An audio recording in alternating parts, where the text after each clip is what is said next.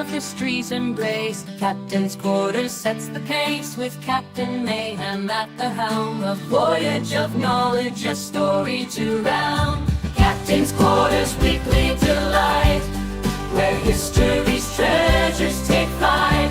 Led by Mayhem, Longwood, and Joe, they explore the past, row by row. Navigator Longwood charts the course, guiding listeners to knowledge. Hi, ladies and gentlemen, welcome aboard to our 166th episode. It is December 16th, and we're glad you're here. I see Zachary Harper from Michigan. I see Will the Historian from Northern Alabama, and we'll see who else wanders in as we get the show underway. How do you find us, Davey? What's the first thing we have to tell everybody? That's right, go to YouTube. Use that QR code, ladies and gentlemen. Find us, follow us, subscribe to us, and my favorite, like us. I always like it when people like me. It makes me feel better. So like us. That's a good thing. We can't do it without you, as I always say. So use that QR code and keep on coming. I see Captain Smoo just popped in from Quebec, Canada. Hello, Captain Smoo. Now, we always like to do our first segment and kick it off with 8 Bells. Ladies and gentlemen, 8 Bells is sponsored by the Riker family of reenactors. They do Spanish, they do British, they do Renaissance, they do colonial, and they do pirate. They do it all. They're a great family. They help me with many of the other events. They know their stuff, and we're proud to have them as a sponsor, the Riker family of reenactors. How many do we have, Davey? 6. 6, very good. Let me put my specs on, and let's see what we have. All right. Michael Cole, ladies and gentlemen, an American actor best known for his role as Pete Cochran on the television crime drama The Mod Squad. Cole later played Charles Hadley in 2006 episode of the television series ER. Also in 2006, Cole played opposite Clarence Williams III in Mystery Woman at First Sight, an episode of the Mystery Woman film series that aired on the Hallmark Channel. He was 84 years old, ladies and gentlemen. The amazing Kreskin, I actually had a chance to meet him, also known as Kreskin, was an American mentalist who became popular on television in the 1970s. He was inspired to become a mentalist by Lee Falk's comic strip Mandrake the Magician, which features a crime-fighting stage magician. He also always presented himself as an entertainer, never as a psychic, who operated on the basis of suggestion, not the paranormal or supernatural. He was 89 years old. Jimmy Boyd Wilkerson was an American former professional football defensive end. He was selected by the Kansas City Chiefs in the 6th round on the 2003 NFL Draft. He played college football at Oklahoma. Wilkerson was also a member of the Tampa Bay Buccaneers, New Orleans Saints, and the Seattle Seahawks. He was 43, gone too soon. Donald L. Blitzer, an American electrical engineer and computer scientist. He was the co-inventor of the plasma display and was widely regarded as the father of Plato. In 1973, the National Academy of Engineering presented Blitzer with the Vladimir K. Zaworkin, and you're going to get me on that one, award, which honors the inventor of the iconoscope. The invention won the Industrial Research 100 Award in the 1966 episodes. He was 90 years old. David John Weatherly was a British-born New Zealand actor and voice artist known for his role as Barleyman Butterbur in The Lord of the Rings, The Fellowship of the Rings. He was perhaps best known outside New Zealand for his series' regular role as Spencer in Power Rangers Operation Overdrive. In 2016, he was presented with a Scroll of Honor from the Variety Artists Club of New Zealand for his service to the entertainment industry. He was 85 years old. Harriet Allen Polly Mellon was an American stylist and fashion editor. For more than 60 years, she served as a fashion editor at Harper's Bazaar and Vogue. From 91 to 99, she was the creative director of Allure. Mellon formally retired from Condé Nast Publications in 1994 and remained a consultant on various projects. She was 100 years old. Ladies and gentlemen, as always, 8 bells signifies the passing of great people. We honor them and we pay respects to them. If you'll raise your glass, Davy, 8 bells.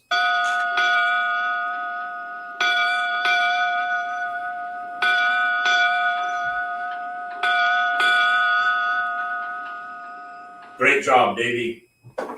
We like to bring it up a notch now. We don't want it to be starting out too sad, but Minnie Mayhem is sitting in the wings, waiting to give you another one of his corny jokes. Minnie, go ahead. Bring Minnie Mayhem in there, Mr. Davy. Ahoy, mates! Minnie Mayhem here with Joke of the Week, sponsored by Salt City Comics. Why don't pirates give gifts at Christmas? Think about it, and I'll give you the answer at the end of the show. I'm already shaking my head.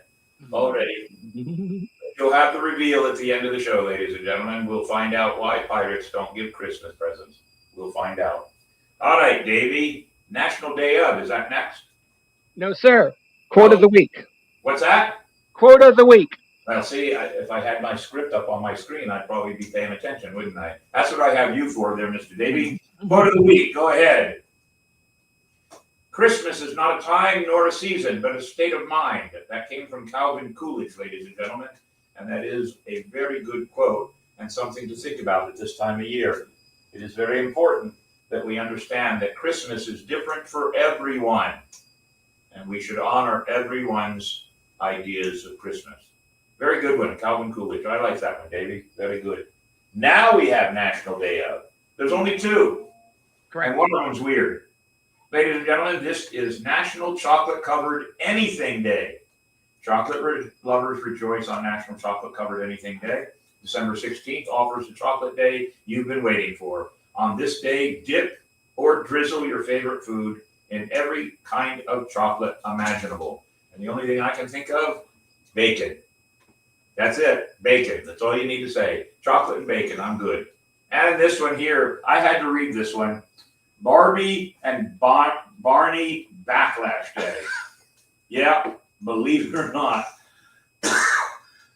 Pardon me. I just marvel at some of the people that come up with these. That they actually go to the United States government and say, hey, we want a day. And this is it. Barbie and Barney Backlash Day allows parents to take a vacation from all the repetitive sing-along songs and storytelling. While Barbie and Barney aren't the only toys in television shows of childhood, these two do strike a nerve from time to time. The day permits parents to turn off the annoying cartoons and songs. Parents may insist on a different book to read at bedtime, but always the noisy toys if you dare. Put away the noisy toys if you dare. Yes, I'm all for it. Get rid of Barney. All right. That being said, question of the week, sponsored by our good friends, Ancient City Sirens. If you need dancers, the best premier dancers in this part of the entire state, Ancient City Sirens, they can do it all. Miss Gina and I have been working together for 18 years professionally, and she does a very good job and trains her girls well. So Ancient City Sirens is where you go. And the question of the week, are you a get your Christmas shopping done ahead of time, or are you a wait until the last minute? Answer us in the studio there, and we'll find out if anybody has waited till the last minute. I can tell you I have. I haven't had time to Christmas shop. All right. I was going to switch some things, but we're not now. This week in nautical history, Davey. I believe it's right there. We should do that. Sponsored by Florida Water Tours. If you want a good tour of St. Augustine from the Matanzas Bay, talk to our friends at Florida Water Tours. They always give you a good ride right through the Matanzas Bay. Go ahead, Davey. Welcome to This Week in Nautical History, sponsored by our friends at Florida Water Tours. Experience the Intercoastal Waterway at its finest, featuring picture-perfect attractions. We begin this week in nautical history in the year 1497. Portuguese navigator Vasco da Gama, his first European to sail along Africa's east coast, names it Natal. 1598, 7-Year War, Battle of Noryang Point. In the final battle of the war, Korean Navy decisively defeats the Japanese. 1603, First Fleet of the Dutch East Indian Company under Admiral Stephen van der Hagen departs for the East Indies. 1606, the English colonial expedition to America, consisting of the ships Discovery, Godspeed, and Susan Constant, departs Blackwall, London, to found Jamestown, Virginia. 1775, Continental Navy organized with 7 ships. 1832, HMS Beagle with Charles Darwin aboard reaches Tierra del Fuego for the first time. 1835, HMS Beagle sails into Bay of Islands, New Zealand. 1850, ships the Charlotte Jane and the Randolph bring the first of the Canterbury Pilgrims to Lyttelton, New Zealand. 1907, as a gesture of the U.S.'s new presence as a world power, President Theodore Roosevelt sends the Great White Fleet on a round-the-world cruise, visiting ports internationally. 1914, German warship fire more than 500 shells on northern English towns of Scarborough, Whitby, and Hartlepool. First time English civilians targeted during the war. Kill 137 people. And finally, in 1960, fire aboard USS Constellation under construction at Brooklyn. 50 die. And that was This Week in Nautical History. Very good, Davey. It's always nice to see some of the different pieces and parts of history that are a part of our upbringing. Very good. Now, we always like to talk about some of the events that are on our calendar with some of the other pirate crews. The first one would be the Mayhem Rides. Ladies and gentlemen, there's Santa, but when Santa leaves on December 24th to go back to the North Pole, you can then get a ride with Captain Mayhem on those carts and tour the City of Lights and hear a bit of history as we wander through the entire city. You'll go to the tastingtours.com website and you can book your flights. Let's see what else we have. Gina's event. Miss Gina and the Ancient City Sirens. They're doing their winter holiday gala again, and it'll be at the Shrine Club as it was last year. Always a good time. In fact, from what I understand right now, there are no tickets available. If you want to go, you're on a waiting list. But the fundraiser benefits the toy drive benefiting the foster children of St. Johns County and also Alia's Acres. Do the Seawolves have any more events? No, sir. Good. They've done everything. That's good. The crew and podcast night at Dick's Wings. Ladies and gentlemen, the St. Augustine Swashbucklers is having a social on Monday night, December 30th. There will not be a live show. We are going to set up everything and take recordings, video clips of anybody and everybody in their pirate gear, crew and friends of crew, who would like to wish everybody a Happy New Year, and then Davey will edit it all down and we will play it to begin kicking off the new year. That is at Dick's Wings on US 1, beginning at 6:30. Come out, have a couple of drinks, meet some of the other pirates. If you're interested in joining the St. Augustine Swashbucklers, this is a perfect opportunity for you to meet the crew, let the crew know you, and they'll make a decision and vote on you. Yes, we have to vote you in. And of course, Old City Pirate Festival, February 1st and 2nd. It is a grand event, and it is our 9th year to do Old City Pirate Festival on the grounds of the Colonial Quarter. There will be more out there starting in 2 weeks, all about it. If you'd like to come and be a part of it, the ticket price to enter the grounds is free. Yes, believe it or not, pirates don't often give it everything away, but we are this time. Free. Come on in. We have authors, we have actors. I know at least one of the Pirate of the Caribbean actors is coming to be there to sign autographs and meet the people. So I hope you'll come out and give them a good show and let them know what St. Augustine is all about. And I think that's it.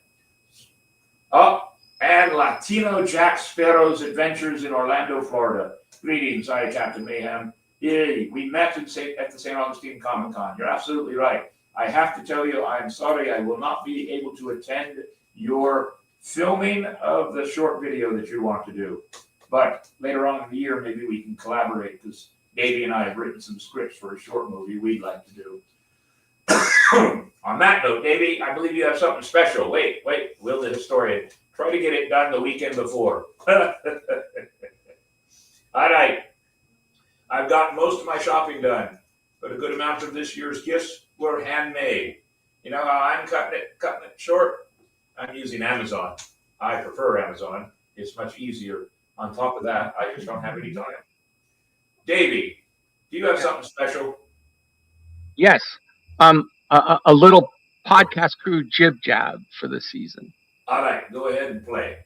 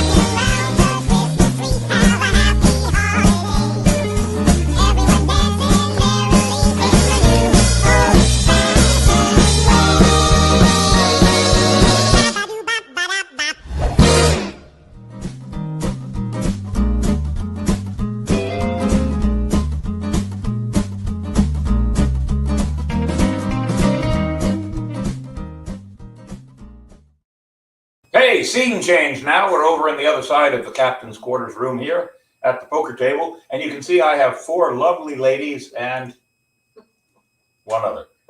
That's me. Now, I'm going to introduce this one here. This is Kit Keating. These are all people that work on the publication Loving Our Town, St. Augustine. And there was one of the first covers right there, believe it or not. It makes it that there, if you get that issue, rip that off and put it under your sink, it makes a great rat deterrent. It'll scare them away. Yes, or a dartboard. If you want to hang it up on the wall, you can play darts and use Captain Mayhem as your target. But let's start with Kit Keating right here. I'm going to let you start, and then we'll work our way around. I'm going to let everybody do their own introductions, and they all have something to do with this fine publication. Go ahead, sir. Hey, everybody. My name's Kit Keating. In fact, I'm a longtime local. I was born over behind the alligator farm. Lived here my whole life. When I first met the publisher of Loving Our Town magazine, it felt good. It felt right. And it felt like a fantastic fit. We've been having a great time bringing stories of local interest, art, literature, music, and just some secret stuff that you might not have known about the town. It's a blast. And we tend to surround ourselves with really good people, and I think this table is witness to that. So I'd like to introduce my buddy Marie Milton, sitting right next to me. Hi, Marie. Hello, thanks, Kit. My name's Marie Milton, and I'm the owner of 3 Stories Inn. We're located on the corner of Bridge Street and Martin Luther King. And I met Lenny 2 weeks ago, who discussed the publication with me. I was actually nominated for a page in the ad. And after a couple of hours of sitting down and chatting, he invited me and asked if I could join and labeled me as a storyteller. So I'm looking forward to telling stories about locals and people visiting St. Augustine, which works perfectly with my business, 3 Stories Inn, because we're all about stories. And here's Chelsea. Hi, everybody. My name is Chelsea. I am the sales representative for Loving Our Town. I'm very excited to be here. And I actually have heard Marie tell a story, and it's mesmerizing. You are a storyteller, so exciting to have you. I have the same similar story after being the publisher for for a couple hours and just kind of chatting. It's like, how, what an amazing publication to have in our town. It's so hyper local to what's going on in St. Augustine. I've been in the hospitality space for the past 5 years. And so, managing some large scale restaurants downtown and working for Viva Hospitality now with Michael Lugo has been really great. And so, we get presented all the time with publications to put ourselves in. And this was the only one that not only did he agree, but I did as well, that I think that this is the place to showcase your business and to be a part of. And it's really cool how we can expand, and just the group of people that we have contributing, taking the photographs, being a part of the publication in general.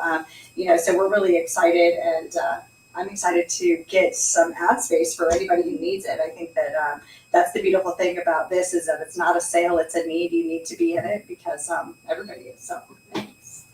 Go ahead. Yes. Hi, I'm Georgia Ray Taylor. I own a little vintage store on West King Street. It's called Great Goods, which is a play off my name, Georgia Ray Taylor, because there's a little misspelling in there. And that is what I'll be doing for the for the publication. I'm going to be doing a column that's called like Great Things of St. Augustine. And that's just me highlighting things that I think are noteworthy. And yeah, I've lived in St. Augustine on and off for about 10 years, and Lenny just came into my store, who's a publisher, and definitely sold me on it. I mean, when you have it in your hands and you see it and you read the stories that are in it, and you're like, this is a cool thing. And I've always been a writer, and so I'm excited to be a part of this as well. Okay, my turn.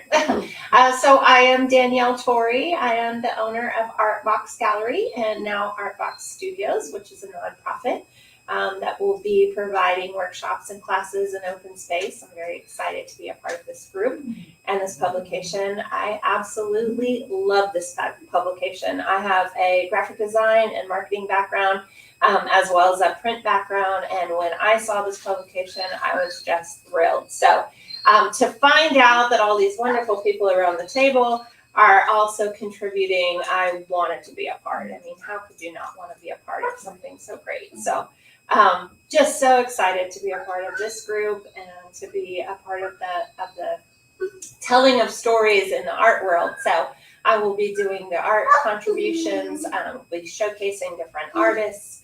I will have the opportunity to really tell their stories, because paintings and jewelry and pottery all have stories with them. This is why we are artists. So as well as being a graphic designer and print aficionado, I'm also an artist myself. So hopefully I'll get to tell my own story at some point.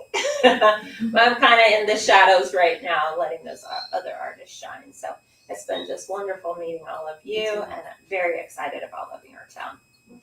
I too get to write for the magazine, and I'm writing specific pirate-themed ideas. And the last one I wrote, believe it or not, was about, did pirates actually celebrate Christmas? And with a little bit of research, I found out it was probably quite possible. Being the voice and the face of the Pirate and Treasure Museum, you can be quiet over there, man. Being the voice and the face of the Pirate and Treasure Museum, it gives me the opportunity to really talk about real pirate history, not that Jack Sparrow stuff. Yes, we might be drinking rum, but we never walked the plank. We never actually keel-hauled anybody. Well, a couple of times maybe. But walking the plank and buried treasure are all stories. They're all stories. They're not real. So I'm finding it entertaining, because I like to write. I'm finding it entertaining for me to do some research and find different things that I can put in for the stories for this publication. So, and this is my first time actually meeting everybody here. And I think it's a great magazine. I've been friends with the owner of the publication since just before COVID, I believe.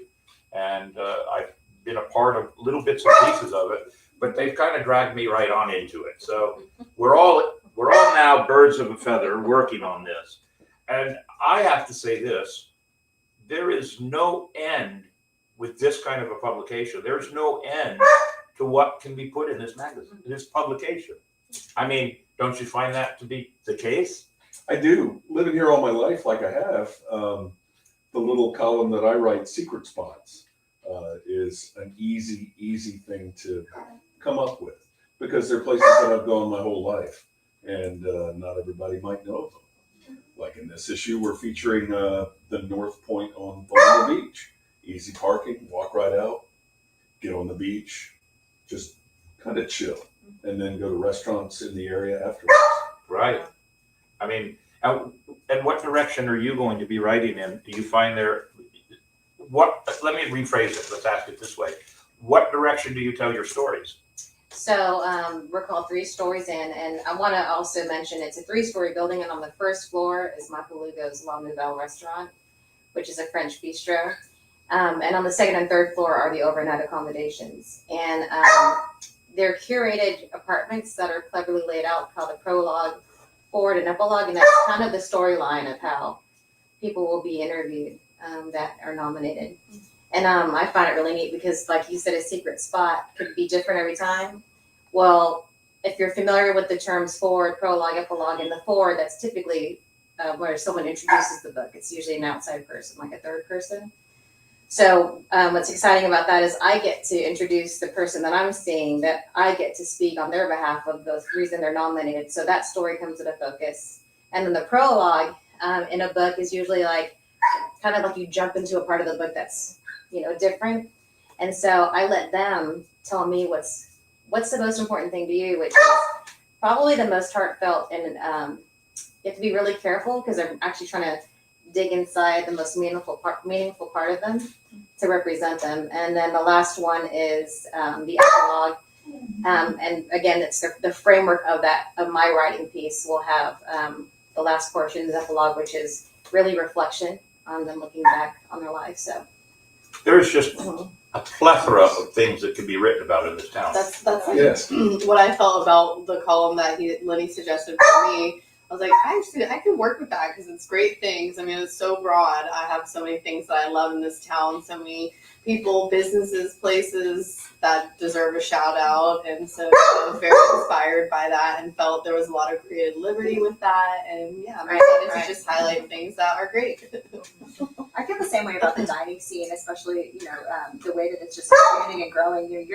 You're coming here to see the history, to do all the things, but you also on top of it get an amazing evening out. You get always said great this was a bars, you food get town. great music, Like, you get for real. great chefs, and what an awesome little corner of the world to have such like a I'm global going to excuse reach. myself and take care of a hound dog real quick. You all continue to talk.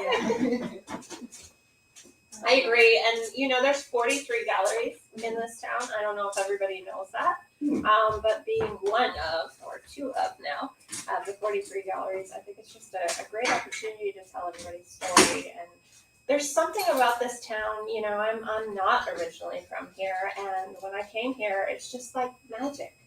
And so I want to, help cultivate that magic. And I think through doing that in this magazine and working with all of you and working with all the people that we're showcasing, all of the great restaurants, all of the amazing stories, we're going to have that opportunity to really share that magic. I know my father was always a big proponent of sharing beauty, so it's something that I like to do every day. So that's my hashtag, share beauty. So And you have a connection with that you had shared, I think, recently with your father as well, that there's an influence in the business. yeah, definitely. So my father was a fine artist for 50 years. I grew up around art and food and just creativity. And, he passed 2 years ago. But I opened a business for him. And then when I came into town last year, I was actually given Art Box. So it's just like incredible that I walked into a space and the woman who owned it before, she said, I just want to give you this gallery. And I'm like, what is happening right now? So, that just magic, like I spoke of, I get chills when I talk about it, but it's incredible. And I have the opportunity now to pass that on, to really give that magic to someone else. So with the nonprofit, there's an opportunity to bring some people in who have not been able to be showcased in the art space.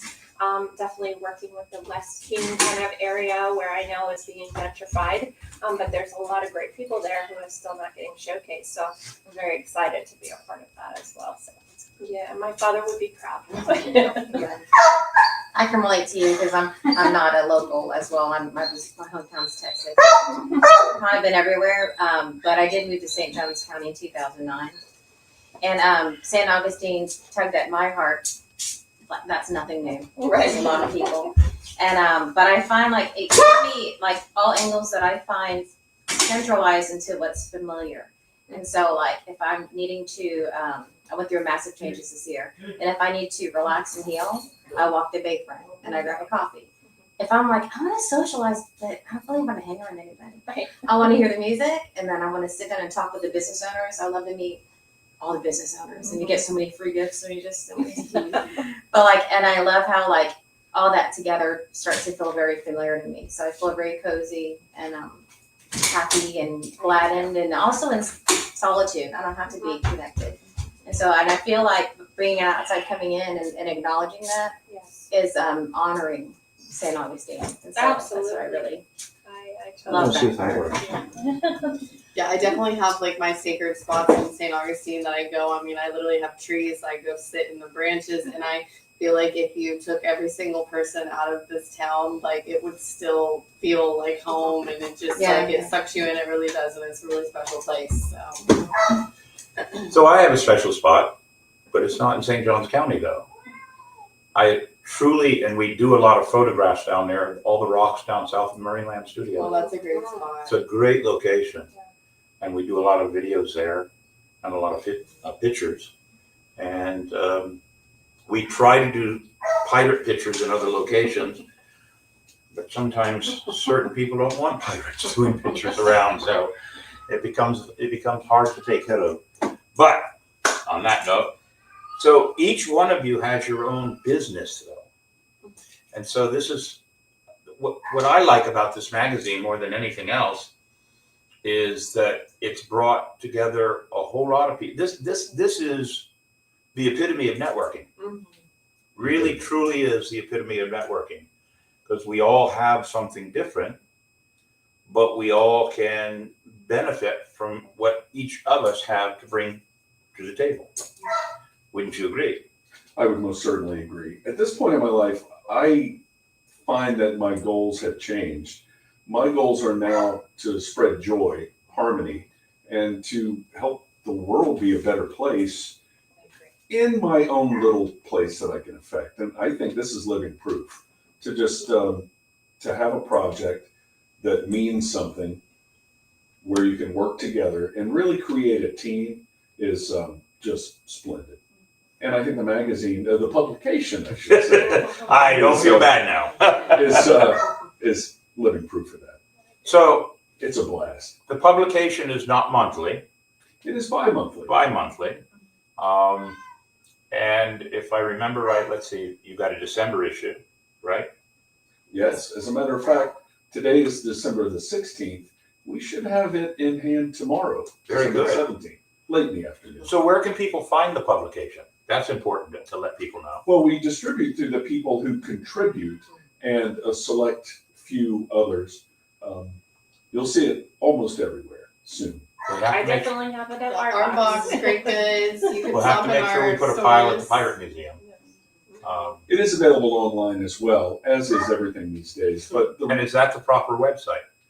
it is indeed There you go. Davey's always up on it. So lovingourtown.com. So you can go online and you can actually read it online.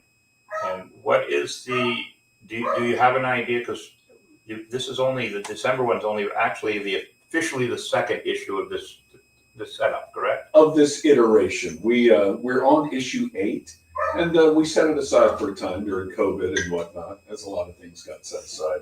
But we're back, and we're stronger than ever. And I do want to point out that even though it is available online, the rubber really hits the road here when you get a magazine into your hands. It feels good. The cover is of a heavier stock, feels good in your hands, and when you flip a page, you know that you flipped a page. Kit, I think you have one behind you. There is one on the chair behind you. What a coincidence! How about that? Yes, I should have put it on the table. How silly of me. But that's the thing you said about, it's almost tangible networking. And what I mean by that is being a contributor is one thing, being an advertiser is another, but then the connections that you have within that community and that issue are there. And then the following ones, holding events for anybody who's contributing in the next couple months to network with each other. We'll have release parties and things like that. So, if somebody in here is on page 2 and they need something from page 4, I could be that connector. And so how do we just keep continuing the networking within the communities is an amazing thing. And I was in New York City for quite a while. I lived there for a decade, and I'd be able to go through Times Square in the middle middle of the night after work at midnight. And it's like so many people spend their lives wanting to go to a town or wanting to, if I could just wake up in Times Square one day, and people feel that way about St. Augustine. And so for us to be so impactful on people's vacation, their journey, you know, the pirate they met on the street or the one that, it's like we really do get to write stories for each individual person that comes through the town, whether it's through our food or through our art or through our ad space or through our story. So it's to be as impactful on the world, you know, and this is globally, that we get to see people from all over come to visit St. Augustine, and it's just like, wow, you know, it's mesmerizing sometimes that it's as big as Times Square sometimes, especially this time of year. It's like, woo! I'm really lucky. I've been with the Pirate Museum since they opened. In fact, 14 years ago this week. I start my 15th year there the 1st of January. And I have people that come to the Pirate Museum every year at the exact same time, same family. And we end up having to stand in the courtyard in the exact same position as all the other pictures that we've taken for 3, 4, 5, and 6 years. That's the kind of town St. Augustine is. It is impactful on everybody's life. And it's not just the history. I think it's the quaintness of the town. And I think it is the blend of history. And I tell people, and this might be something really interesting to try, I am firmly convinced. Have any of you ever heard of the Hollywood game 7 Ways to Kevin Bacon? Yes. You've heard of it, right? Okay. I honestly believe you can take any point of American history and within 7 steps, because that's the way Kevin Bacon game works. Within 7 steps, you can relate a Hollywood event to Kevin Bacon. I believe you can do the exact same thing with St. Augustine, being the oldest city in the nation. I truly believe you could. I've not tried it yet. It all comes back to St. Augustine. But everything comes back to St. Augustine. So, Captain Nightingale has a question. Nightingale, where are you? Is there a subscription required? That's a very good question. Not at all. Not at all. You can pick it up free at any of the locations. Nightingale in Florida is one of my pirate crew, and I probably should try to make sure that I have several copies so that all of them can get them. Will the Historian has a question. Yeah, Will the Historian is in northern Alabama, and secretly, it's my son. He's a history teacher in the school districts up there. In fact, he needs to answer a question for me. He told me last week he had been nominated for Teacher of the Year. I want to know where it's going. I haven't talked to him since. What article story from your publication has gotten the most traction or feedback? There's a very good question. Who wants to answer that?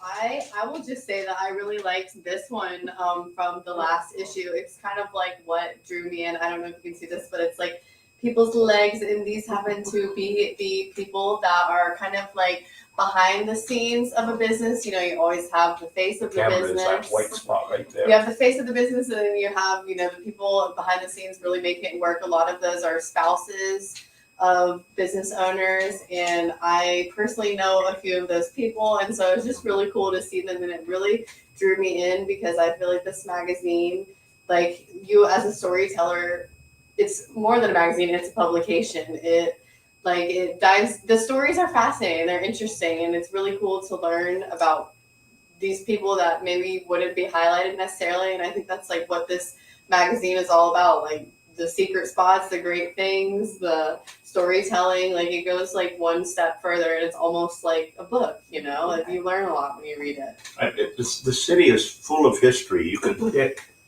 anything having to do with history. You could literally link restaurants to history in St. Augustine, because there have been some historical restaurants here.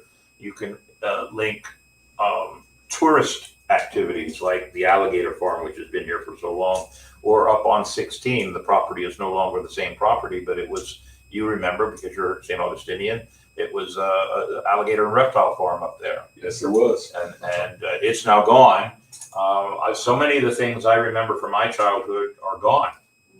And this publication actually might be an opening to talk about some of those too. There are great restaurants, but there are great tourist things here in St. Augustine. Constantly. Now I'm out with the people all the time. So I constantly get people asking me, what's the best restaurant to go to?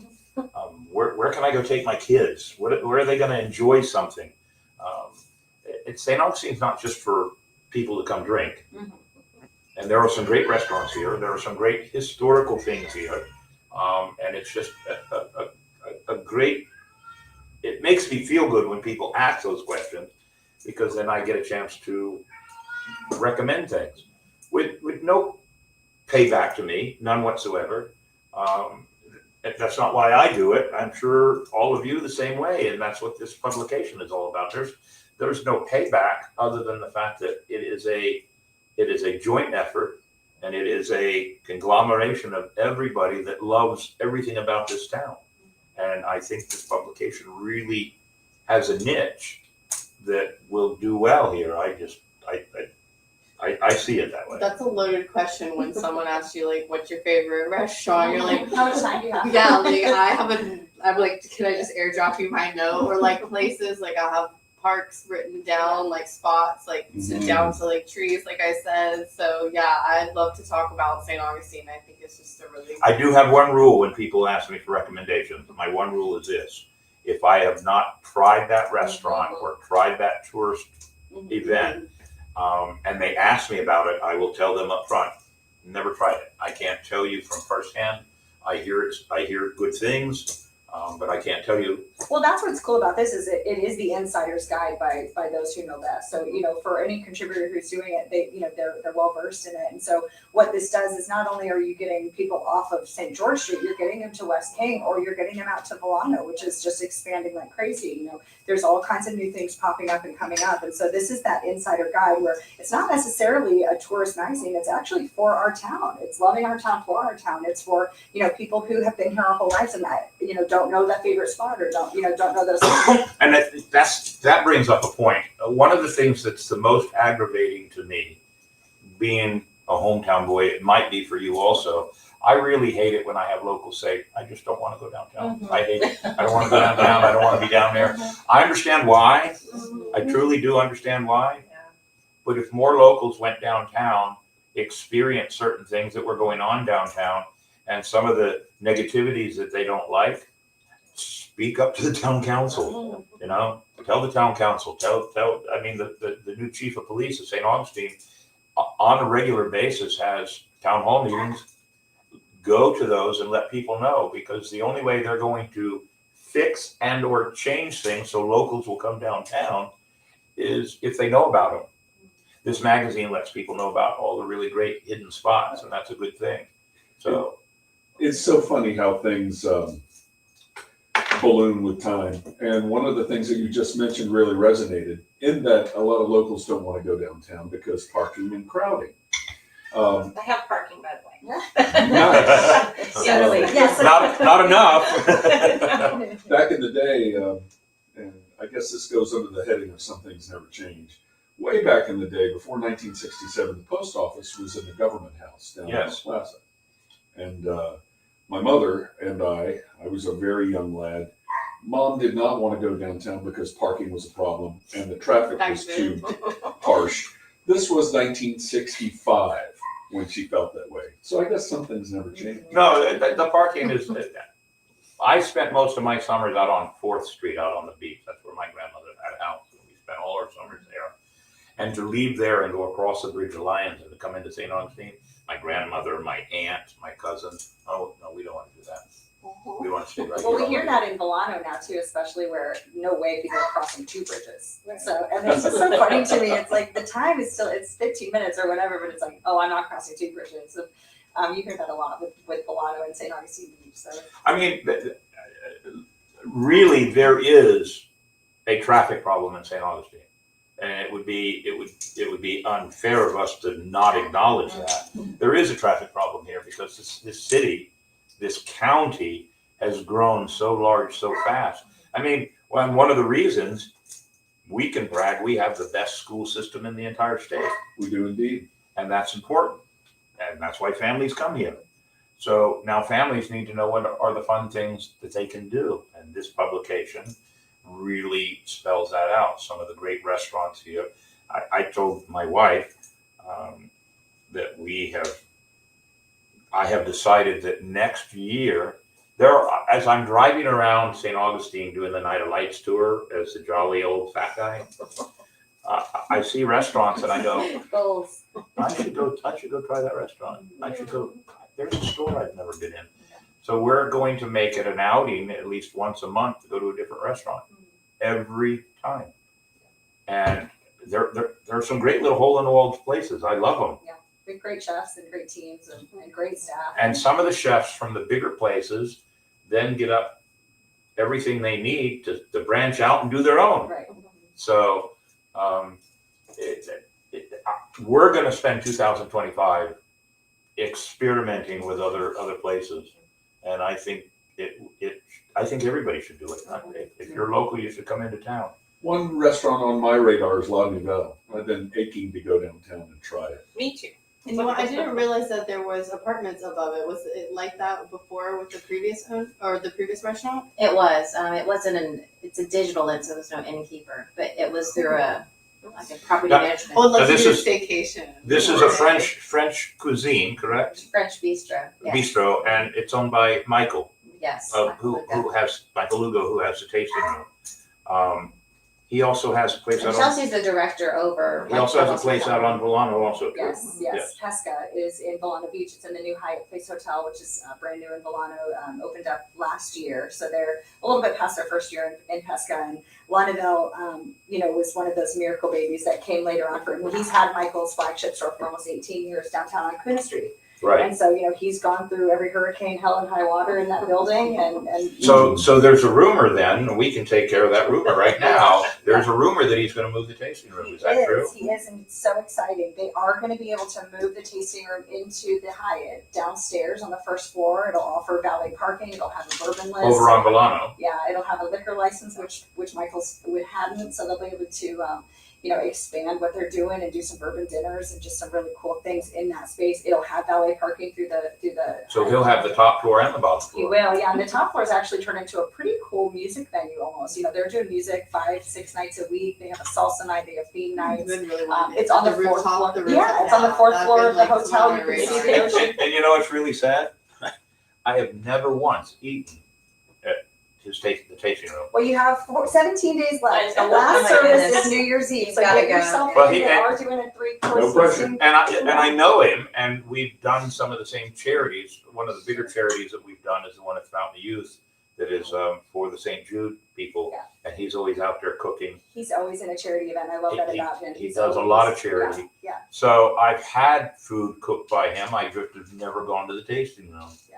So, But he but I'm has like you. behind I'd the like. scenes people too that do the work. He's got a great director of operations and a director of culinary that are really just like his right and left hand, Allison and Tosh. And so, he's been able to really do these 3 stores and with myself included and take off. So, keep it local and keep it charitable and not and do the right thing for the town. So we're really excited. And if I can plug it, you have 17 days to go to Michael's downtown, or you can wait till after the first of the If I don't year. make it, You because can go to La Nouvelle for Look. New Year's Eve. The Hyatt is having a New Year's Eve with fireworks. I was booked with the tasting tours company for 98 Santa Claus rides. Oh gosh. I still have 29 more to do. Wow. Oh, We'll have to oh, give you a to-go bag. Yeah. You can eat it on the I cart. might come by on the cart and There you say, go. We can just do stick that. it out there and I'll grab it. I can do that. So let's go from restaurants, because I don't want to spend the whole time talking restaurants. You have I'm going to use the wrong word here, I know, and I'm a pirate, so I can get away with it. It's not a thrift store. It's the one step above. It's like a vintage boutique, I would say. I also showcase like local artist stuff, like a lot of my little filler things, like jewelry is like local artists. And I also do sew and design some of the clothes that are in my store. I make like bucket hats, scrunchies, and dresses. I use a lot of vintage textiles. So it's like, I don't know, clothing is art to me, and So is jewelry. yeah, so is jewelry. Like everything is art. Like Yes. Sure it is. buildings are art. Well, you know where Like, food Captain is Hook art. does all of his shopping for Christmas? Is that the question? Where? Right. Is The that- secondhand store. Yes.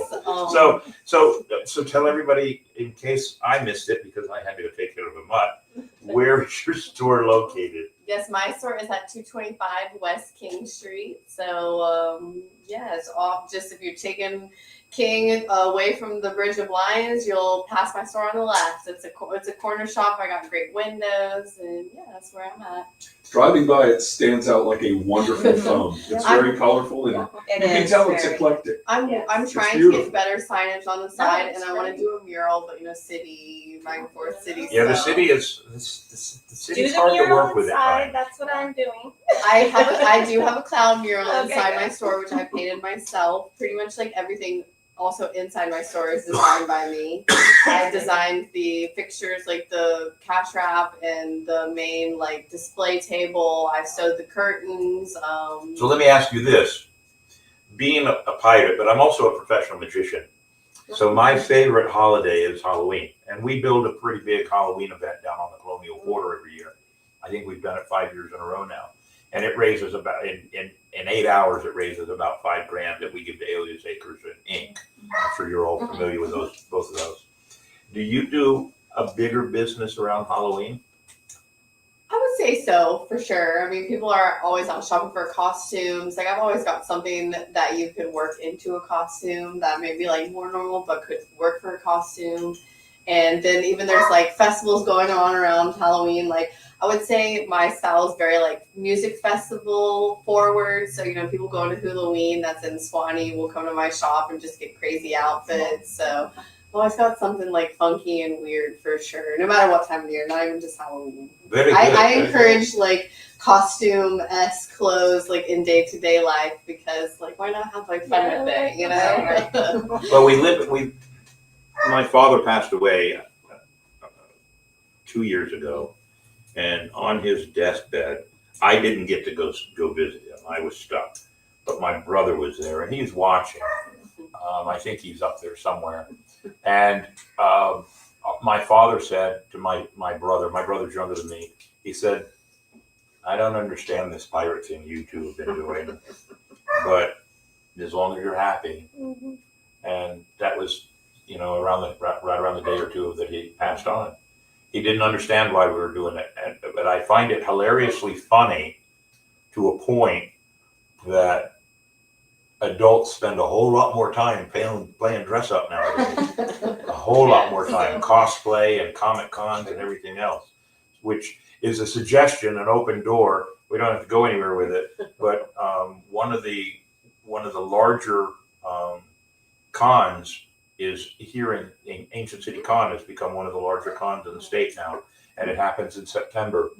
So it might be something that we might want to consider throwing in there because it is That's great. I have an artist who will love that. He writes comic books and paints. It is because it has taken over the entire World Golf Village, the entire World Golf Village. So, and the same people that own that own one at Jekyll Island. It's the Jekyll and Hyde Con. So there's things that are outside of St. Augustine that still have tentacles, and I kind of like that octopus idea. Tentacles that are attached to St. Augustine in a lot of ways.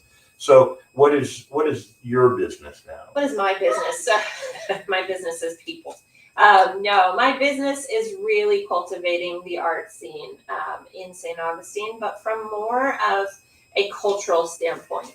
So there's lots of art galleries, as I mentioned before, 43 art galleries. But when I came into town, I really have a heart for different diversity, different cultures. So I kind of have opened up my doors to people who would not necessarily walk into an art gallery or be willing to showcase themselves. And I have, beautiful people from Colombia and Puerto Rico. And I actually have 2 artists right now from West Augustine who have lived here forever and just not been showcased. I have all of this beautiful color in the gallery, and I'm so proud to be a part of that. So I am in the business of people, but I'm also getting ready to open up the studios. So Artbox Studios is my new nonprofit. I realize that a lot of people in town want to and can't take a class. So I've partnered with Flagler. I'm going to have the Flagler BFA students in there, 3 of those students. And then we're going to start teaching classes. So are you going to It's gonna be include exciting. all venues of art with that? Because there are so many venues Yeah, of art, not just definitely. painting or That's drawing. correct. So one of the classes is actually kind of art therapy and art mindfulness. And so what does art really do for the human spirit? I know for me, I've been through a lot in my life, and art is really my only way to express that, art and writing. So really cultivating that in that environment and letting somebody really be vulnerable. I think there's a real big opportunity for vulnerability that people are afraid to. It's like, are we going to be okay? Is she safe? I want everybody to feel safe. So, Well, we should talk. It's my show, so I always like to plug myself. of course. We should talk because I do an acting seminar. Oh, wonderful. See, I would love that. And the acting seminar is about 3 hours long. I usually try to make sure it includes some lunch or whatever. But it's basically every one of my failures I talk about Yeah. and why those failures help me move to the next level. As a magician in Vegas, or when I was in the military and used to do magic for orphanages in third world countries, things that I've done that have been ultimate. When I came back home in 2007, I wanted to open a dinner theater here. 2007 was the wrong year to open a dinner theater in St. Augustine because St. Augustine was just not ready for that kind of thing. So I use my failures Yes. and make fun of myself during the seminar to teach people how to express themselves, how to become better tour guides, which we need better tour guides in St. Augustine, how to become better pirates or better reenactors or better cosplay people or whatever it is that they're going to do when they're wearing an outfit, to understand that the most simplest point, and this is the only one I'll use, the most simplest point is that the audience has no clue what you're going to do. That's correct. So if you make a mistake and you don't acknowledge the mistake and keep on going, they have no clue you made a mistake, do they? You're talented. That's all right. That's it. So these are the things and we talk about things like character building Yes. and proper photo etiquette. Yes. I can't tell you how many times I see pirates or tour guides grabbing women in really ridiculous poses that are just not proper. So we talk about that. So it might be something that you Absolutely. would want to include in what you're doing because Absolutely. because it's another art form. Acting is another art form. So do I get to dress like a pirate? Because I've been known to Absolutely. do that before. Not only do you get to dress like a pirate, you should come to our December 30th Fixed Wings event Okay. and meet some of the pirates and join my crew. Lovely. That's nice. Yeah, You're voted in. you're All voted in. right. You have the support of the captain. Oh. So Kit, this is not the only publication you've worked with, though. Not at all. I have a career spanning 4 decades in the graphic arts, and publication work has been a lot of what I've done. Offset lithography is the art of printing, and we used to joke that you could find in the old style loans litho in between liquor and loans, and there was a reason for that. As I pour a drink. Yes, nicely done. And it's been a good journey. I've witnessed a lot of changes. When I began my career, we used black and white paper paste ups put on board with a hot waxer to lay out magazines. Those days have come along. Fairly. That's right. Yes. So you have a graphic design degree? No, I quit college when my father passed away in an untimely manner and went to Thailand for a bit. Oh, wow. Came back and started fresh. But that's your background, kind of? Yes, also physics and Cool, theater. everything. Yeah. I'll have a graphic design degree, but coastal Lovely. environmental science in there too. So do I. Yeah, a little bit We've of got to everything. be a Renaissance Yeah, person. you have to be that's right. well-rounded. Yes. The publications really, there's the art box right there. Yeah. There you go. Look at that. People didn't send me stuff. I'm doing the best I can. Yes, very good, Very Davey. good. Publications are really cool because there was a store out in Tucson, Arizona, that you could go into the store and they had collected magazines from decades, and you could find these magazines. And I was very, very interested in a particular advertisement. The Camel Cigarette Company, back in the 1930s or 40s, 1927 to 1940, I think it was. They did a whole series called It's Fun to Know But Better to Understand, or something like that. And they had picked out 18 major magic illusions that had been done by Harry Houdini and Howard Thurston and some of the greats, and gave the secrets away in the magazine article. Oh, we go. And the person that did it, that was behind it, was ostracized from the magic community because he gave away the secrets. I have 8 of those pages, and there were like 26 of them that I've collected and I frame and hang up. And so magazines go all the way back. I'll give you a piece of history. I'll give you a piece of history about pirates and magazines. You ready? I am. Treasure Island was not meant to be a book. Really? It was published in 1883 by Robert Louis Stevenson. In 1881 and 1882, he had published short pirate stories for a boys' magazine in England. Now, the first thing I thought of was, who would have thought there was a boys' magazine in 1881 and 1882? Right. Somebody gave him the idea that he should conjoin all those stories together, and that's how Treasure Island became a book in 1883. True story. Fascinating. All based on publications. Well, it's another fascinating thing to look at the progress of digital publications as we move forward. They're undeniably easier to take with you and read, and it's instant gratification. But there is nothing that can replace the actual holding of this book. Wonderful stuff. I love Feels how we're good using under French your onion dip as our holder. Yeah, there you go. This seems like Well, we are. Well, it's a good thing I didn't put a flame in that one. So I actually, the bookcase in the back corner back there, I actually have a book from 1890, a magic book from 1890. Nice. That, and at the end of this, when we're done, I'm going to show it to you because I'm sure you'll appreciate it. But I collect books. I love books. It's the same thing with a magazine. There's nothing like the feel of a book in your hand. I agree. I can't do Kindles. I can't. I don't like can't Kindles. I don't like digital.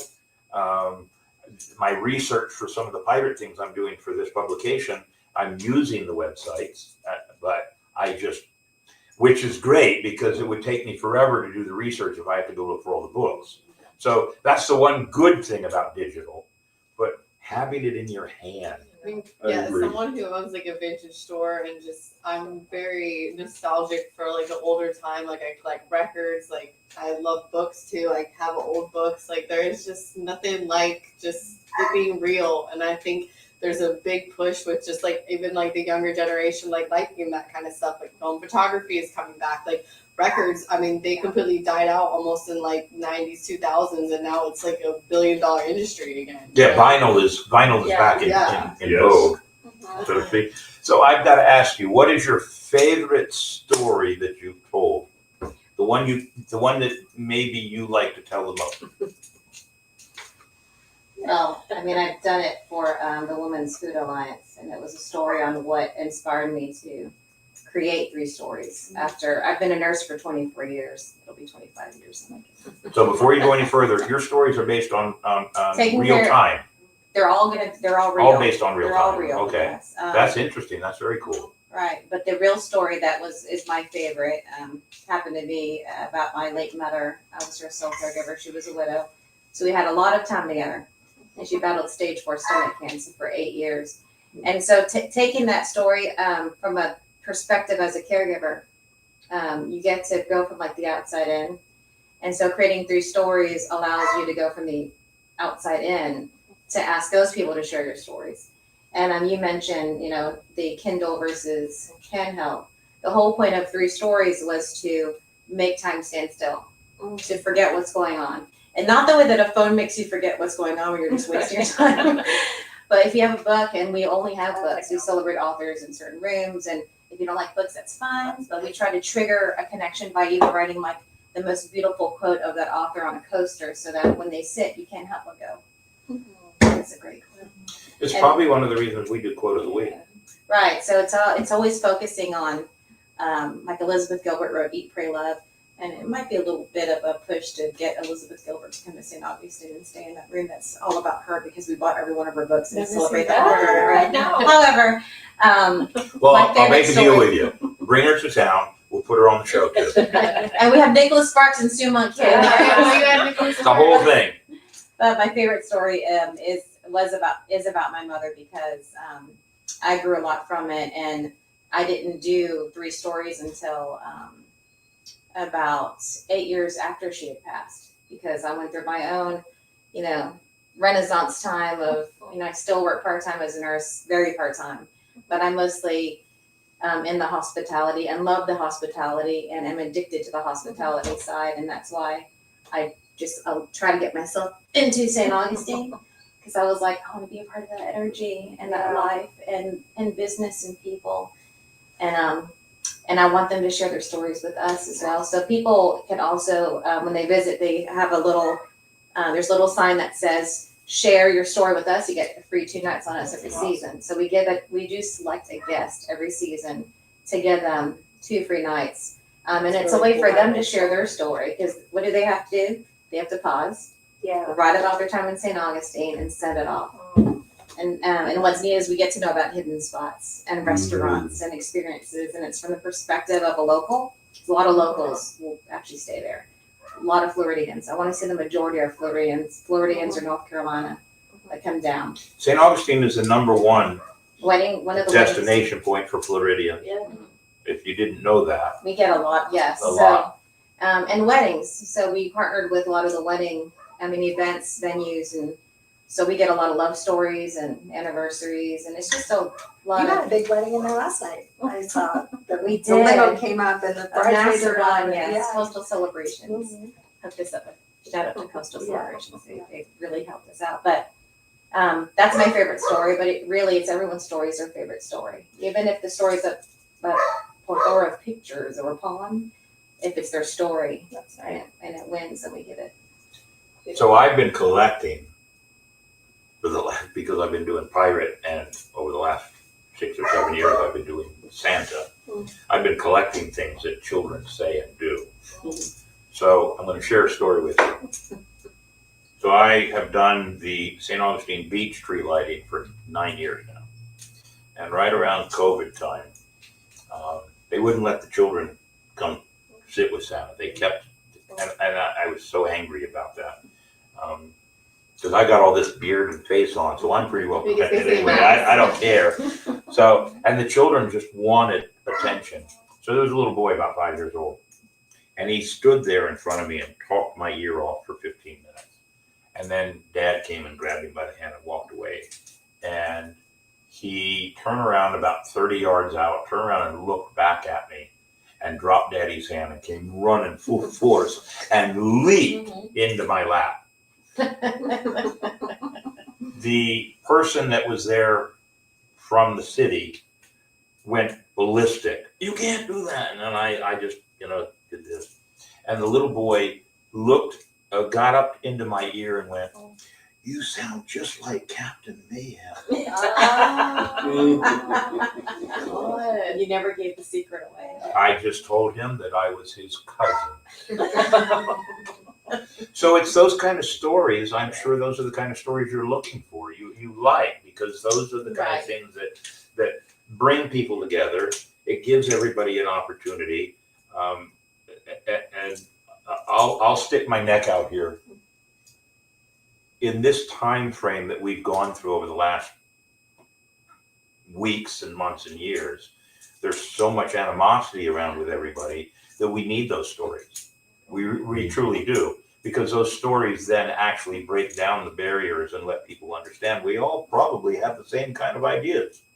We don't need certain people to tell us how to live and how to act and how to be. And so I'm thinking your stories. I'm going to have to come over and write a story on your wall because I want a free room. I'm sorry, I didn't share everything. You can actually, when you walk in the very small lobby, we ask them to share their favorite book or their favorite series on this little card catalog beverage station. So it's all about stories. It's every pun intended. And I'm sorry, I didn't exactly tell the story on one of my favorite stories. I really didn't complete it. But my mother and I would travel often. So we were on the road spending a night in hotels. And during those travels, actually many of the times, and I shared this during that speech, my mother would always say she was Korean. So she had an accent, and it's hard for me to remember what she said without saying her accent. I just can't remember mom without the mode of mom in my brain. And she'd always say, right before chemo or radiation, she had very harsh treatments. 8 years, once or twice a month, she'd have treatments. 4'10", 70-pound lady. Wow. Korean immigrant. So she'd be like, Woody, every time we go and drive, I always imagine like we're on a trip. Because, chemo makes me feel horrible. So and she would have this like look in her eyes, and like we're about to go to the hospital the next morning. But she truly just would go under her blanket and be like, doesn't it just feel like we're on a trip? And I thought, this lady is really so happy in this moment of just thinking about, because I'm right beside her and I know she's thinking, I have my daughter here, her kids are at school, but I get to have her right now in this conversation, or right here. And I thought, this brought her so much joy, just the thoughts of it. And there's so many stories we have that she has, and as a caregiver, when you have a lot of career changes, and I just went through a divorce recently, there's so much that can occur on the trajectory of life. And on the cancer trajectory, especially when there's chronic disease and treatment and the impact of finances and spirituality and physical, everything in your lives, though all those layers have so many stories from every person around them. And that's what truly inspired me to know, like, everyone has a story. The person that wishes they could have been there for that person, or was the doctor of the person, or it could have been for anything. But your motivation too with the inn was to create a space for no matter what people were going through in their life, that they could have that small little trip, so You're right. you could unwind and forget about the world around you in your space, where some of those hotels You're right. are so sterile, or the Days Inn, wherever it was. Yeah, I remember. So yeah, it was a home health. I actually received a loan to do a home health overnight accommodation because I wanted to do it for the traveling patient. COVID happened. And so I was like, you know what? They're kind of canceling everything left and right with anything medical. COVID really. So it shifted my gears, and I thought, in order to deal with what I have, I'm going to deal with what I have. And it opened the door to hospitality and events. And I started to partner with wedding planners and chefs and bartenders, everything you could think of, to create event space for this other property that I actually started at and was able to work years and build up in order to do 3 stories. So that whole, starting from one place and it becoming something else I didn't imagine, made me say, what am I going to do with 3 stories with this building? What I want it to mean, it must be meaningful. And so. Good. Well, I need it right now, so I will be coming to your place. I need a place to decompress. I live with my mother. I have lived with my mother for almost 3 years. And I love her to death, but my father also passed away. And so I don't have a space that's mine here. I actually own a home in Colorado. I never get to go there because now I own 2 businesses here. So I will be gracing your place. I need to write my own story. I'm actually a writer. I was about to say what maybe a good idea for the magazine, which just came to me, is like a storyteller's night.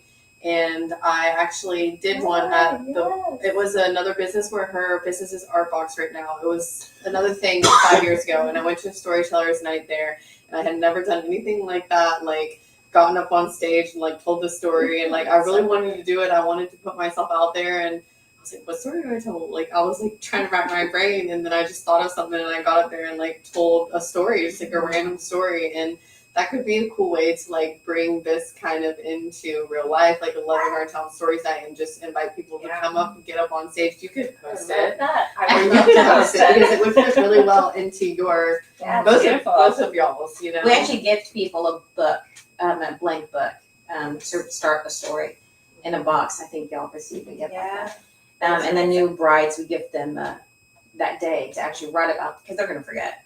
But the bridesmaids also get a book, because we're like, you need to take notes for this special day too, and start looking here about it. So it's all about, it truly is about, because they don't want to forget.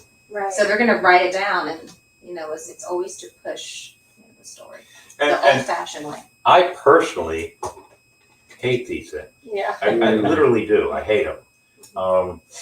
All of you are on my phone because I see all these mass messages and I can't tell who's who anymore. And but I don't like them. I tell everybody just because it says it's instant messaging doesn't mean it's instant answering. Right. It really isn't. I prefer the written word. I prefer the verbal word. And this is the written word. It's very exciting to be having the new issue hitting the streets very, very soon. Our subject matter was Jingle Dog Rock. We sat and decided to have something fun that would take the holiday season and dogs and rock and roll, and we ran with it. And I think the proof's going to be in the pudding.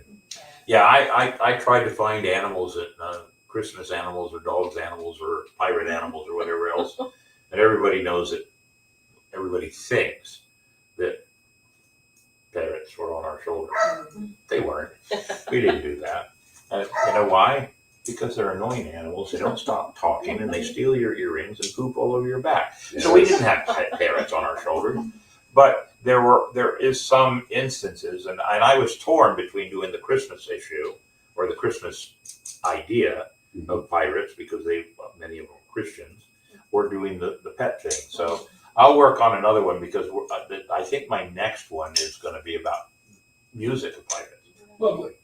And there's a lot of music about pirates, or a lot of music by pirates, by seafaring people. So there's a plethora of information that we can all share, and your stories are going to be wonderful.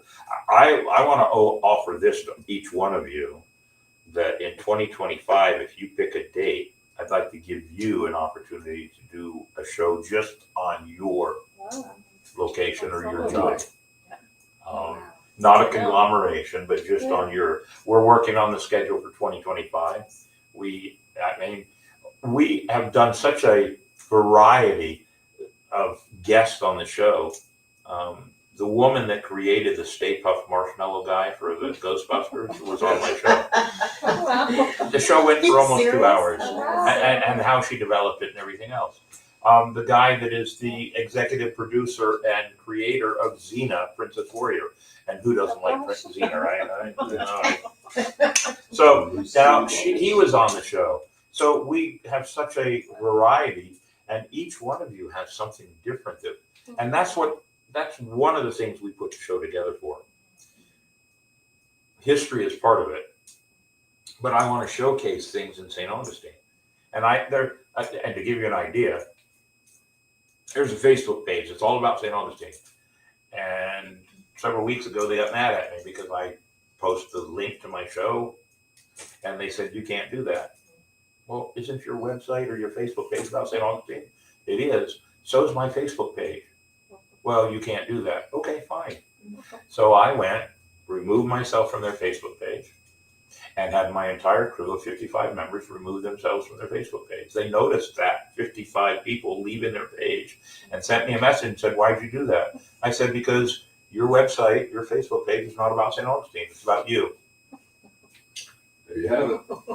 This is about St. Augustine. It's not about you. It's not about you or me. It's about St. Augustine. From a lot of different great people. From just one. No, absolutely. From a whole lot of different perspectives. Exactly. Yeah. And the restaurant business and the tourist industry and just things that happen in St. Augustine. That's it right there. And it's just, I'm happy to be a part of it. I really am. I enjoy writing. That's kind of fun. I enjoy it. I can get pretty sarcastic at times. I just wrote an entire piece that I posted on Facebook about the traffic here in St. Augustine. You said it was a breeze. It was fine. No Yeah. changes are needed. Yeah. Steady and on time. You know that old thing that I don't know who the singer is that says it's all about the bass. No, it's not. It's not all about the bass. Quit playing your big bass while you're downtown. If it's not, I know it makes my gallery windows if it's not shake. Christmas music, shut up. But it's Florida. Yeah. So let's do this because I can't even see it. The timer on this thing. It's up in the very top corner there. in the red. What does it say? 120. We're at 119.04. So see, Fine. we've been an hour and 20 minutes. Okay, love That's good. See, when good conversation happens, who cares about the time? So let's do this, because we have a couple more segments to do, and I know Davey's chomping at the bit for a couple of them, because we have a This Week in History that's really good. And I'll explain to you why we do them as videos now. When we first started, we didn't realize all the things that came about with this podcast. And we have, and you'll see it in one of our things, we have people that listen to the show. They don't watch the show, they listen to the show. So when we did This Week in History, we were talking about it, but they didn't get to see all the pictures. So we now have to do a video behind it. So that's why we changed a few things. So let's do this. Let's start on this side, and everybody gets to give us the last word. You're gonna get to give me the last word at the end of the show, though, too. But everybody gets to give the last word of this segment. Okay, so the last word from Artbox is so excited to be a part of Loving Our Town and this wonderful, amazing crew. Can't wait to share in the next publication all of the great artists, all of the amazing things we're doing with the nonprofit. And my one word of advice to everybody is do one thing new every day. So be creative every day, whether it's a new song or a new food or a new place or a new way that you get somewhere. Do one thing new every day. And I promise that if you do that, your creativity will spark and amazing things will happen. That's a very good piece of advice. That's I hard like to that. follow. You gotta follow that That's okay, we'll mess it up. now. You want to We'll drink? I'll just get like worse Drink on and worse that? as We'll we go merge you down. well. You want to drink now?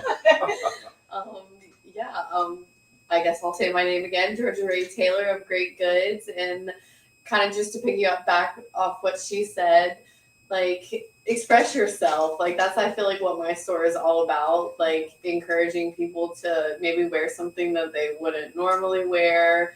So just don't be scared to try something new. Your turn. Well, I hope you've loved what we've shared and want to be a part of something great with us. And if you do, there's an option, on our website that you have at sales@lovingourtown.com is a great way to get a hold of the team to get your business or yourself featured, get some space in the pages here and be a part of this. It is definitely something that is going to be history in the making. I think Today's so. almost over, so today's almost history. But there is the information there in sales@lovingourtown.com. Get you in there and get you a space. Nice. Great input there. Go ahead, love. Marie Milton with 3 Stories In. Our motto is because every state has a story, and Loving Our Town is all about stories that you can get from the perspective of the traveler, the local, the person that's been here forever, the newcomers. And I love this. This is like you're holding a historical piece. And every month, you just want to keep every piece. It's so true. And it's like I always say, our walls hold the spirit of storytelling. And this magazine always holds that spirit of every person that has been involved in St. Augustine. That's a good point. Very good point. Go ahead, Mr. Keating. Well, I'm Kit Keating, and I edit the magazine and am the art director. And above all, we want you to read the magazine and enjoy it. Above all, we want you to experience Loving Our Town through our eyes, so you can really see what we're talking about. And above all, enjoy yourselves and peace be with you. Very good. Davey, we're going to take a little breather here. Why don't you go ahead and put on This Week in History? All right. Welcome to This Week in History, sponsored by our good friends at Dick's Wings Bar and Grill. Wings, salads, wraps, quesadillas, and more. No matter what your taste buds crave, they've got you covered. We begin this week in history in the year 1620. Miles Standish and a group of 18 settlers are confronted by 30 Native Americans, which became known as the First Encounter. 1719. Thomas Fleet publishes Mother Goose's Melodies for Children in Boston, Massachusetts. 1773. Boston Tea Party incident. Sons of Liberty protesters throw tea shipments into Boston Harbor, protest against British-imposed Tea Act. 1790. first successful U.S. cotton mill begins spinning yarn in Pawtucket, Rhode Island, built by Samuel Slater, based on Richard Arkwright's design. 1812. Grimm's Fairy Tales, or Children's and Household Tales by Jacob Grimm and Wilhelm Grimm, is first published. 1882. First string of Christmas tree lights created by Thomas Edison. 1903. The Wright brothers make the first sustained motorized aircraft flight at 10:35 a.m., piloted by Orville Wright at Kitty Hawk, North Carolina. 1913. Charlie Chaplin begins his film career at Keystone for $150 a week. 1919. J. Edgar Hoover persuades U.S. to deport 250 alien radicals, including anarchist and feminist Emma Goldman and her husband, to Russia. 1932. The Mummy, directed by Karl Freund and starring Boris Karloff, is released in the U.S. First mummy horror film. 1950. U.S. President Harry Truman proclaims state of emergency against communist imperialism. 1956. Montgomery bus boycott ends. Martin Luther King Jr., Ralph Abernathy, Ed Nixon, and Glenn Smiley ride in new integrated bus after Supreme Court rules segregated buses unconditional. 1968. Musical fantasy film Chitty Chitty Bang Bang, co-written by Rod Dahl and directed Ken Hughes, starring Dick Van Dyke and Sally Ann Howells, with songs by Sherman and Sherman, premieres at the Odeon Leicester Square Theatre, London. And finally, in 1968, first manned moon voyage launched with Frank Borman, Jim Lovell, and William Anders aboard Apollo 8. And that was This Week in History. So, Tipping is, Can I say something, Bob? please. hello, we're back on. Look at us. We're all sharing some rum here. And from the captain's desk, this week I don't have one. Mostly because I've been so angry at the traffic here in St. Augustine, I didn't want to write one. But I will tell you this. A couple of things you should actually think about when you are a driver in St. Augustine. If you're sitting in an intersection and the light changes and the lane on the other end is not clear, don't go through. Because now you're sitting in the middle of the intersection, the light changes, and the other people can't go anywhere either. You're blocking the box. I had We can someone, see- Stop it. I had someone laying on the horn at me because I was doing the right thing, waiting. They were laying on the horn. Like, where do you want me to go in the middle of Don't the intersection? do it. Yes, don't do it. Here's the other one. When the light changes from white to red for you pedestrians, walk faster. Get out of the intersection, please. Hi. So, Will the historian says, I'm pretty sure the Boston Tea Party was followed by America's first keg party with a little known brewer named Samuel Adams and his winter lager. Now I'm thirsty. You're absolutely right. I saw that today. Today is the anniversary of the Boston Tea Party, believe it or not. Yes, very good. And I knew my son would come up with that one. So here we are back on. And now that we've done that one, guest on deck. We don't have a list for guest on deck for 2025 because we are working on the entire year. But I've just made an offer to all of these lovely guests here to be on the show at one point in time. Here's what I tell you. Pick some date that is like an anniversary date or a special date for your business. And that's what we do. You come on the show, and if it's just you and me, we sit over in the gallery over there, and we don't have to worry about it. But if it's a bunch of people, then we sit here. But we'd love to have you be on the show and talk about your art, your stores, your restaurant associations, and your storytelling. And of course, Kit, you and I should have a show together that just talks about St. Augustine. I like it. Because we have I'm not going to ask you to tell everybody how old you are. I'm going to tell you how old I am, and then you tell me, because you mentioned the 1960s. Yep, Yes. right. I remember the 1960s. I'm 9 in dog years. Are you 9 in dog years? I'm 62. Are you? I'll be Yep. 67 in May, Yay! and I'm getting too old to do this. No, you're not. That's why I like doing this, because I get that. We had a great conversation tonight, and that's the best part. I get to bring in local people for all the different things we do, and we have these great conversations. It's just, I'm giving Joe Rogan a run for his money, because that's all he does. He brings people in, he has conversation. Yeah. We're doing the same thing, but we're doing it locally. And there's so many things here in St. Augustine that are just worthy of bragging. And I love doing that. Davey, I guess we have to have the reveal of Mini Mayhem. Yep. Okay, it's time for the answer to the joke of the week. Why don't pirates give gifts at Christmas? The answer is because they're afraid they might get plundered in return.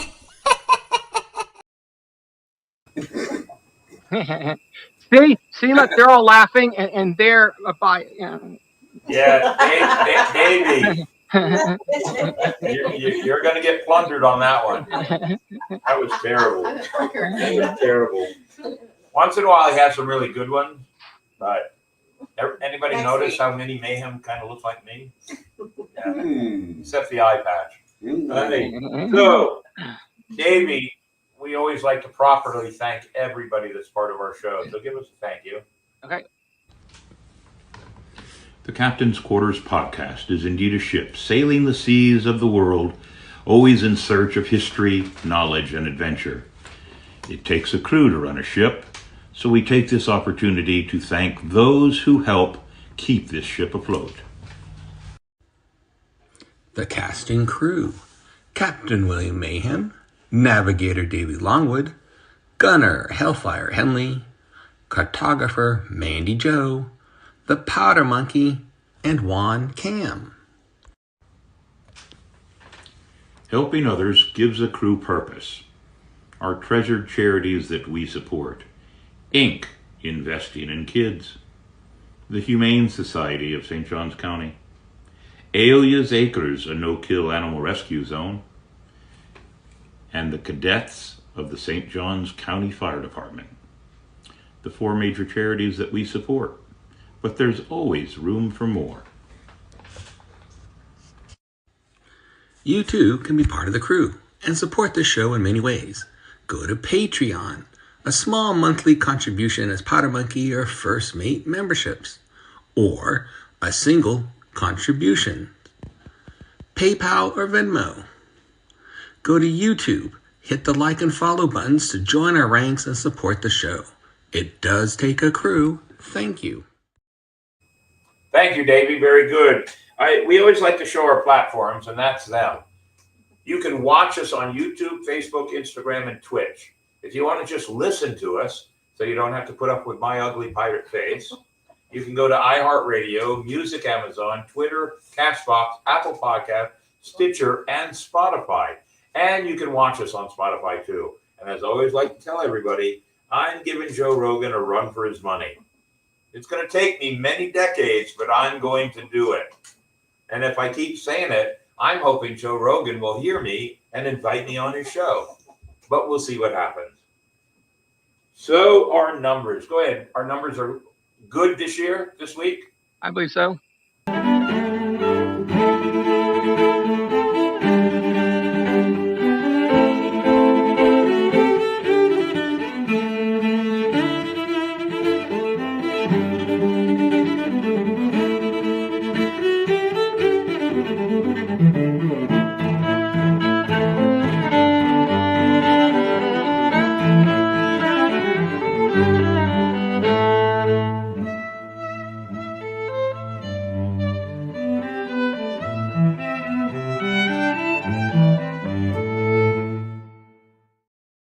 It falls outside the realm of, yeah, it's not copyrighted. Public domain. Very good, Davey. Our numbers are strong. And I always like to brag that our numbers have never gone backwards in 3 years. I like that. I'm not savvy on whether the numbers are good or bad, but they look good to me. That's all that matters. So, Davey, we only have one more thing to do. Yep. It's been a good show, but I promised Mr. Kit Keating to have the last word. So he may have the last word. Well, 'tis the season to take care of those around you. Be kind to each other. Enjoy yourself, and as always, peace be with you. Good job. This was a great show. Did you have a good time? Yes. I had a great time. Did you have a good time? Yes. I bet you guys were nervous about what was going to happen, right? Not really. No? Good. When you walk in and off at the bar I know. corner and it's relaxing. Right. Would you guys come back and do it again? Oh, yeah, Sure. absolutely. Would you do single shows too? Yes. Yes. We've got at least Rate 5 more review. shows. Hey, look at this. Davey always posts that. Now you know where the rub's always going. Davey, we've done good. What's our sign off? Part of the podcast. Part of the crew, always. We can't do it without you. We could, but it's boring and it would just be me. So we want you to be a part of us. Every Monday night at 8 o'clock, Eastern Standard Time, Captain's Quarters Podcast. We'd love to have you be a part of our show. We have great people watching our show, and I didn't catch everybody that was there, but I see we had people from Canada, Michigan, Alabama, North Florida. We had them all. And I love having people watch us. To you and all you, come back and see us next Monday. Davey, take it away. Town of history's embrace, Captain's Quarters sets